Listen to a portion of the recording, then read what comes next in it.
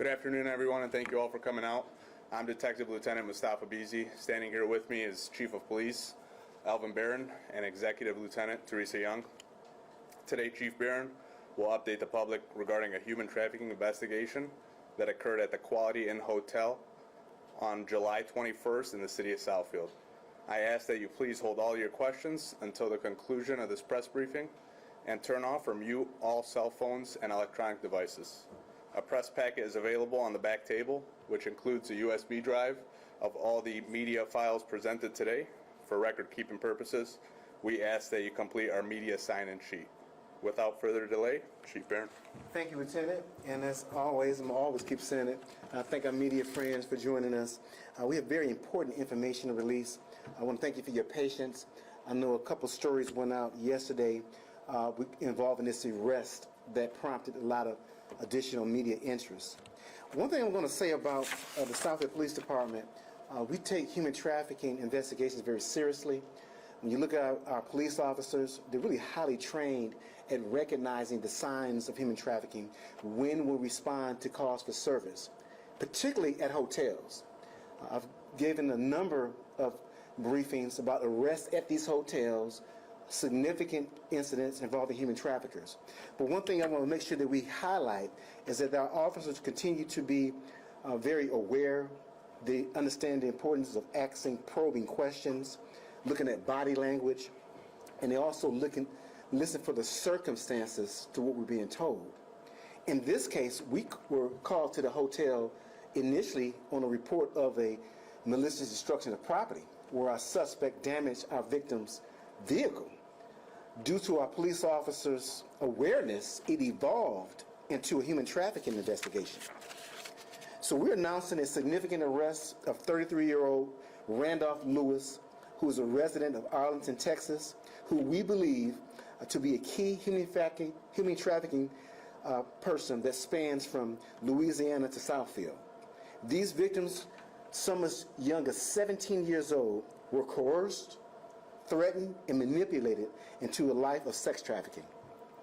Through a surveillance operation from the Southfield Police Department's Tactical Surveillance Unit, interviews and forensic evidence, and cooperation from the Oakland County Human Trafficking Task Force, we were able to build a case that led to this significant arrest.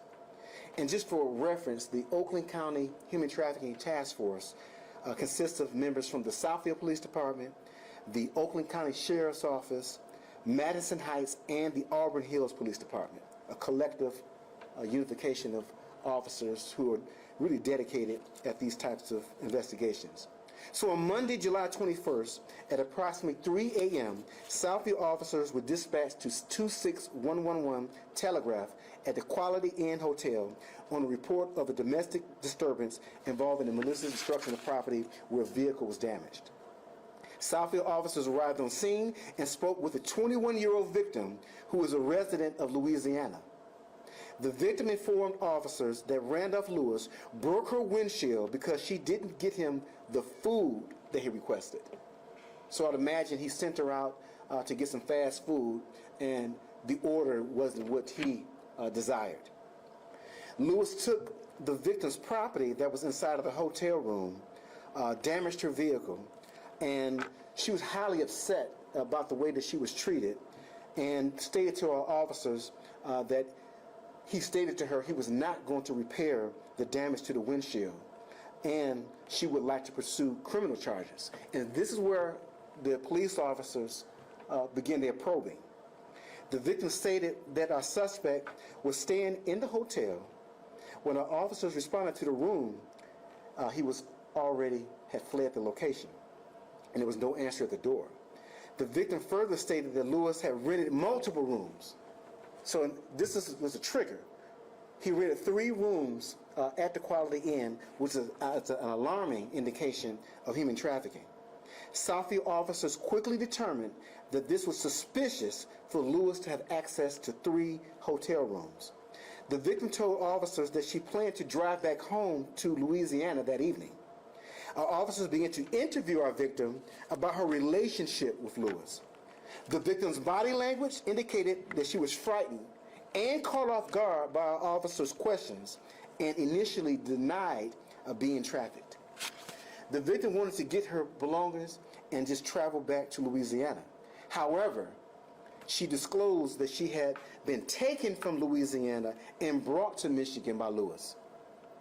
The victim advised that there was another female who was involved with Lewis as well. However, when we made contact with that victim, she was uncooperative. What our investigation revealed, the victim was unaware that she was in the state of Michigan at the start of the interview. The victim stated that she had been trafficked by Lewis for approximately 1 year and that the two met in Louisiana. The two would travel back and forth between Louisiana and Dallas twice per month. The victim admitted to being trafficked in both states, and prior to arriving in Southfield, she spent 3 days in Chicago. Prior to the Chicago trip, she spent 3 days in St. Louis. The victim advised officers that the reason they left Louisiana was because another woman being trafficked by Lewis called the police, which prompted him to flee the state.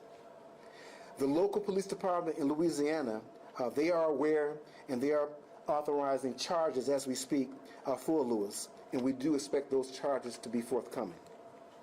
The victim stated that in the past year of being trafficked by Lewis, there's approximately 10 other victims which she was unable to provide us with information or their contact information. Detectives are actively working to identify those other victims. The victim said that Lewis has assaulted her multiple times, which resulted in her sustaining minor injuries.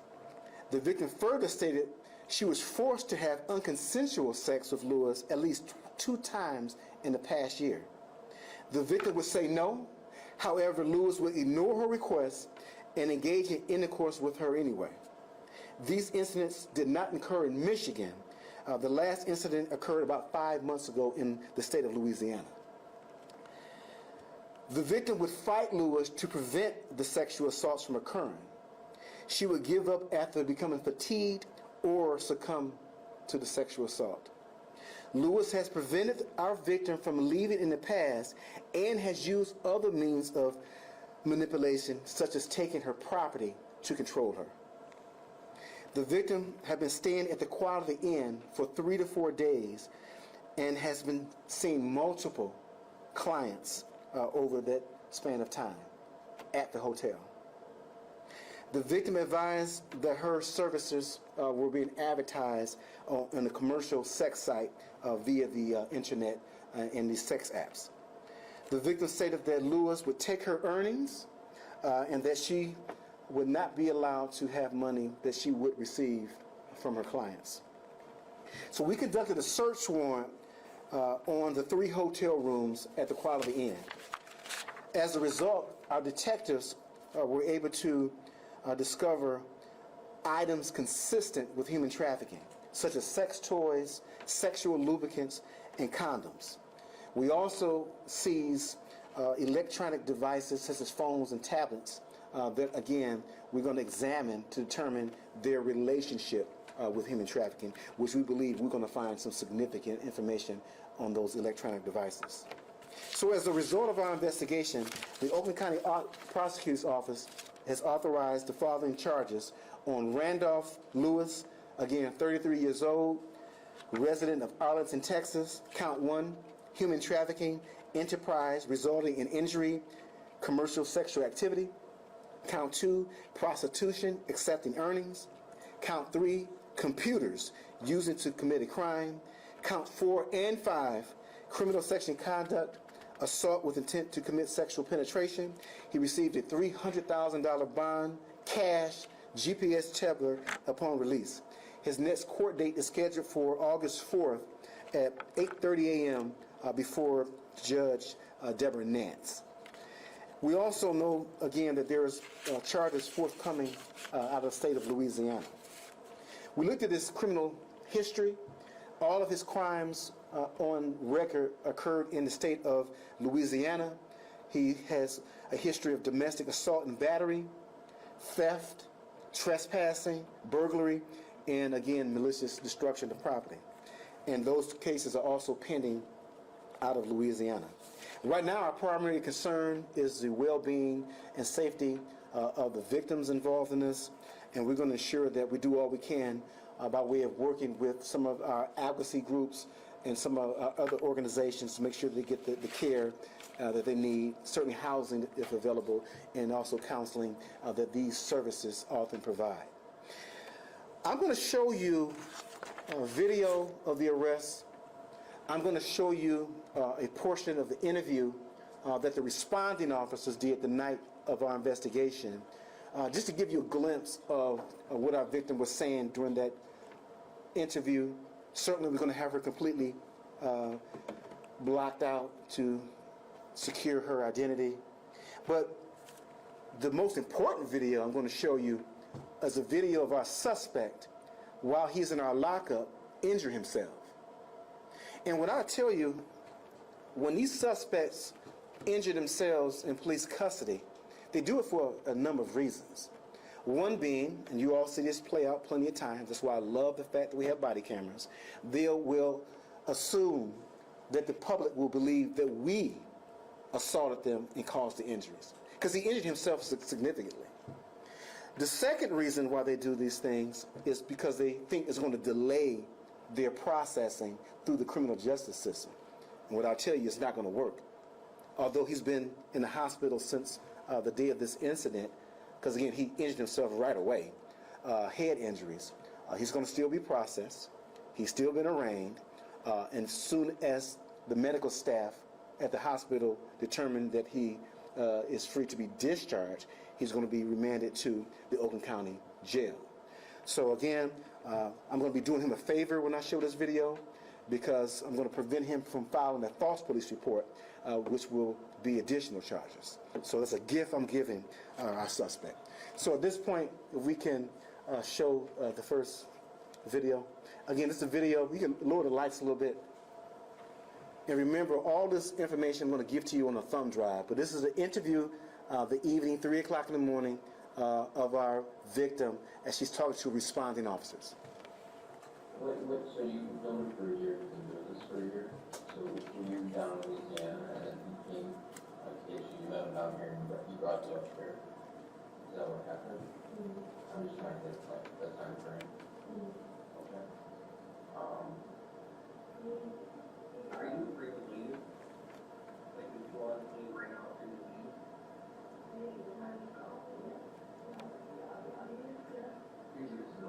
Before we met you, say yesterday, if you wanted to leave, would you have prevented you from leaving in some capacity? Yeah. Taking your keys, told you no, physically lock the door, anything like that? Yeah. Okay. At my house in Louisiana, I told him to go with it, and then he had a key to my car too. And I thought, and then I put to casino, and I told him I didn't want me because he had a key.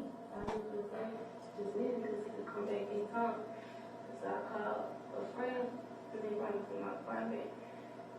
He messed up my whole apartment. All my TVs broke, my clothes just leaked. That he just.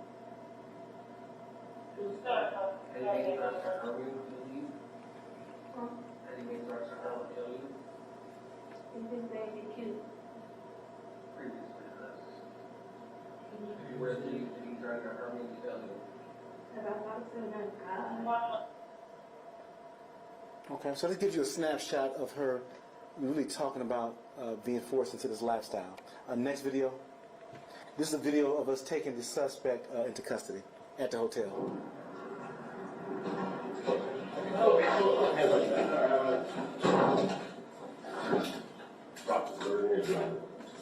What's the problem? Huh?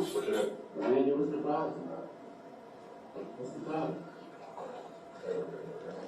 Spread your feet. Spread your feet. What's the problem? Ready? What's the problem? What's the problem? What's the problem? What's the problem? When did you go full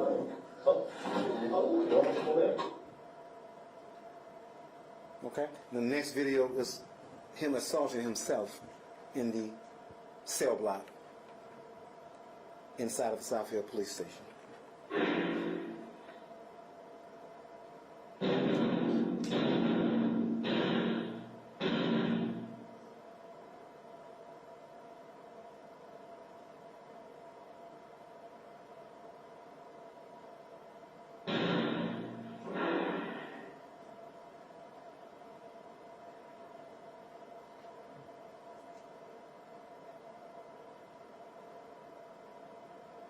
Now he gets back up and continues, keep using that word assault himself, but that may be a little bit too disturbing to show all that, because at some point he does start bleeding.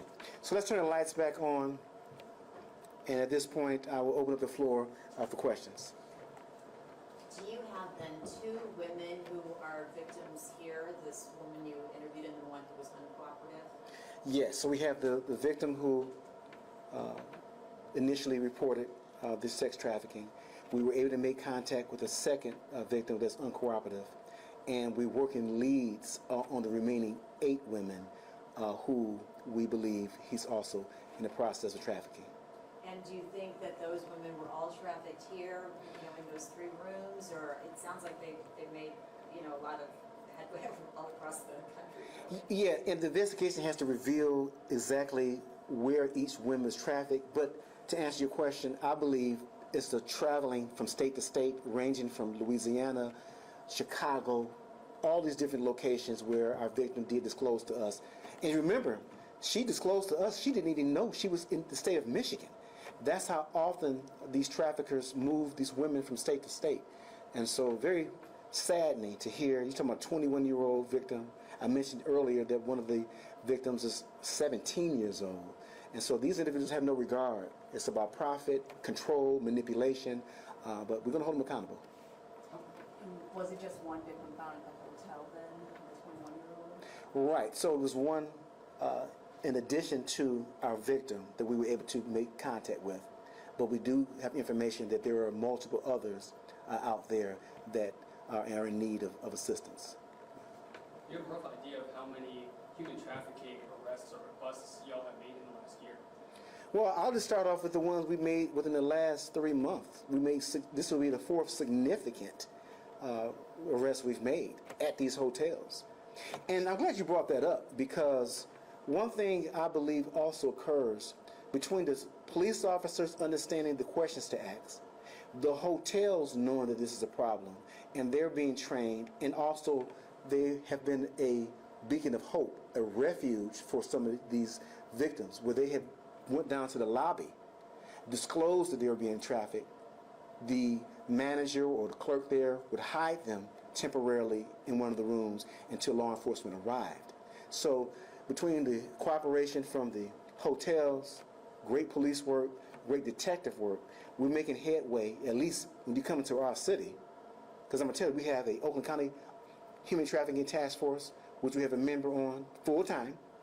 And we also have a part-time member of this agency assigned to the Federal Human Trafficking Task Force. So that just shows you the level of dedication we're putting into human trafficking, because we recognize this is a global, national, and local problem.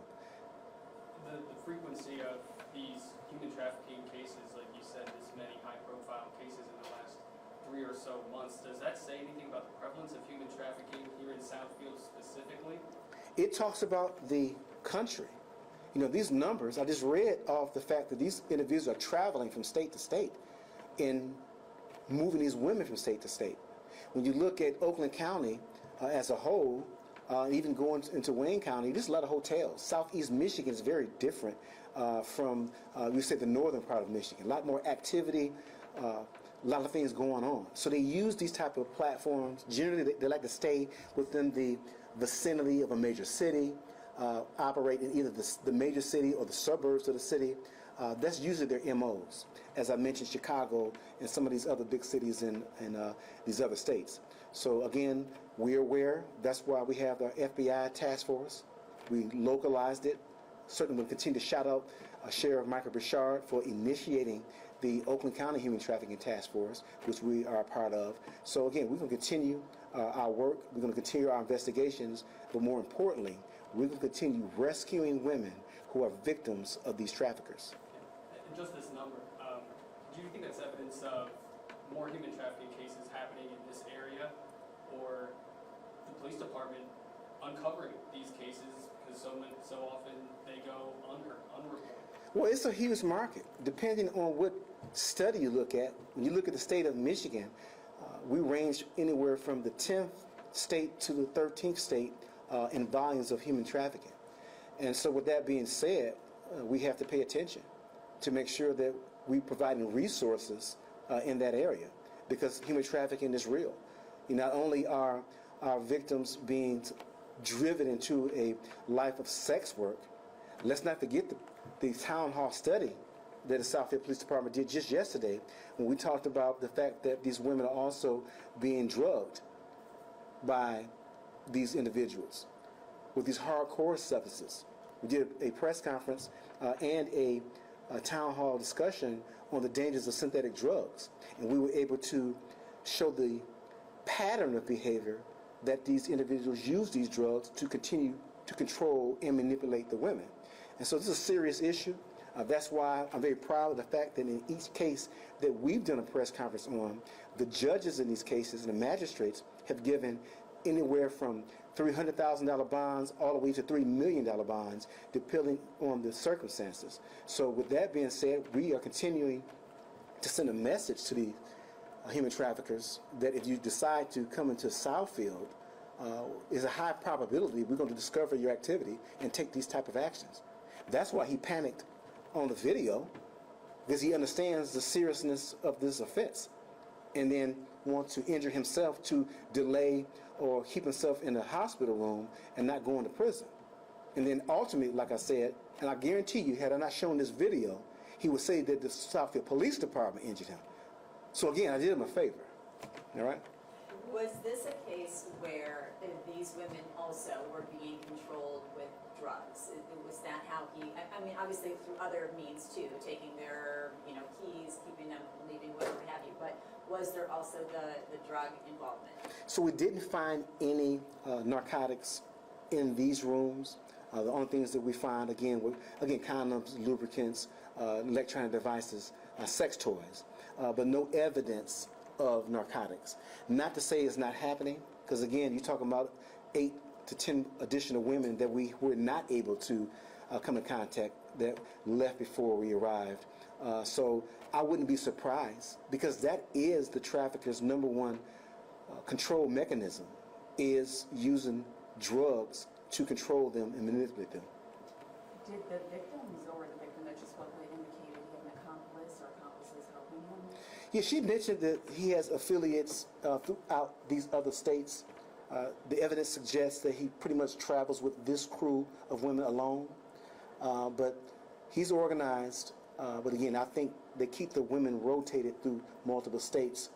They have, again, with their organization, people in positions to receive and transfer Williams and set up dates.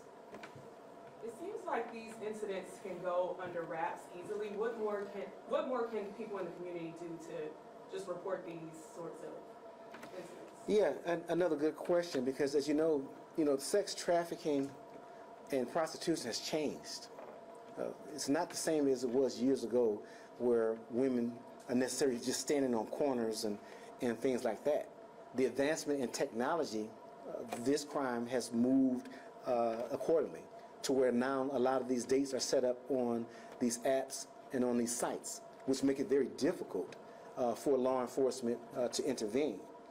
Therefore, the FBI task force, the Oakland County Human Trafficking Task Force, I didn't give you the name of some of these sites intentionally, because we're going to probe and pay attention and do some operation on these sites. I don't think I'm giving too many hints out. And so we're going to continue to monitor these sites, take action, put together operations to disrupt this activity. So you asked me about what the community can do. So the community can certainly continue to be aware, pay attention to signs, listen to your loved ones. You never know who may be victimized by this. You see the numbers, 17-year-old, a 21-year-old, basically these are still children. And then now they're going from state to state being human trafficked. So we just ask the community to pay attention when these individuals come into gas stations, truck stops. Call 911 if you see something suspicious. Don't be discouraged because a lot of folks don't necessarily want to talk. Sometimes it just takes the right police officer or right person to get them to have the courage or confidence to tell what they're going through. As in this case, remember, she was just simply going to report that her car was damaged by him, wanted to prosecute him for that, but then go to Louisiana and just be done with it. But through great interview questions, she had the courage and confidence to confide in those officers to help her, which we did. And so now those two victims that you do have contact with, they're with one of the sort of safe houses, one of the human trafficking, survivor groups that house people like this and help them through. Yeah, we always refer them. Sometimes they don't necessarily stay there or want to go. So we kind of encourage them to go when they feel comfortable, let them know the resources are available, not just in Michigan. Certainly when this individual stated that she would like to return back to her home state, certainly resources and what she can do in that state as well were offered.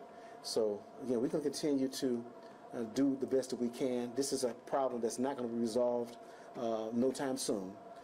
It's a global issue. It's a big demand, a huge market for it. But day by day, case by case, we're going to do what we can to make an impact. Chief, how's the suspect finding these victims? Different ways. I look at the MO of a lot of the suspects. I'm going to speak generally. They look for women who are vulnerable. They look for women who and men too, but generally it's our women who are subjected by this. But they look for individuals who are vulnerable, maybe homeless, runaways are often lured in. Sometimes they find out that a person is in need of money, resources, and so they're able to manipulate them. They also use other women to gain confidence in our victims to lure them in as well. They'll say, hey, let me take you shopping, let me get your hair done, let me get your nails done. And then they're now forced into a life of sex trafficking and prostitution. So it's multiple ways that they carry out these crimes. And again, another great question to put out to the community is being aware of the fact that there are individuals who are predators, who are looking for ways to manipulate our young youth. Follow up on that. What's your message to maybe parents and victims that are scared to speak up to police when they are approached? Yeah, I know it's difficult. Speaking up and coming forth is difficult because what they are mostly afraid of, the fact they're going to face their abuser at some point if the case goes to trial. There are some cases that are settled out of court and they're spared from having to go through a full court process or trial. But the point is to get them out of a lifestyle of sex trafficking. It's dangerous. Not only are they at risk because of the abuser, some of the johns, the drugs, it's a lot of risk involved. And so I would just encourage the community, again, if you know someone who you suspect is being trafficked, ask questions and then seek the resources that are available. All right. Thank you.